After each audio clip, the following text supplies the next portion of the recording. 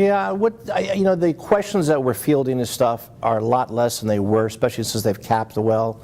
The first, especially Acadiana, I think is the one that's probably affected the most because that's what we market ourselves to be. It's a Louisiana fish house, and obviously we try to source as much stuff from the Gulf: crab meat, shrimp, oysters, finfish.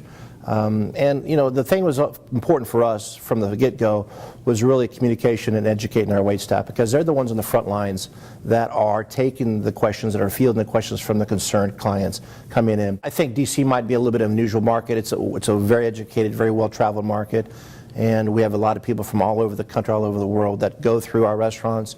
And yes, it's not the middle of the, it might not be Kansas City where, they don't have that awareness of the sourcing and that kind of thing.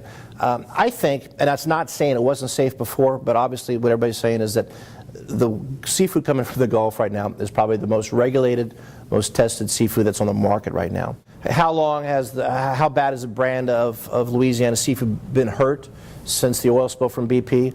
Obviously there's some damage been done. I mean, I haven't seen the numbers and the back off from consumers, and I know it's a $2.4 billion industry that employs hundreds of people in the whole region down there, and that's why it's very important, I think, for us as chefs and us as, I hate the word celebrityness of it, because, if they were spent a day in the kitchen or started 33 years ago when I did, there's nothing glamorous about this job at all. But it is great that we are a voice now to help do things, whether it be healthy eating in schools with Michelle Obama's Chefs Move to School. But that question is hard to answer. I think time will tell. All we can do on a day-to-day, meal period to meal period basis is really, like I said, keep focusing. And that's easy to do for chefs because it's such a great product. It's not that we're having to overreach or bend over backwards to showcase Louisiana crab meat, Louisiana oysters, Louisiana shrimp, or finfish and black drum and things.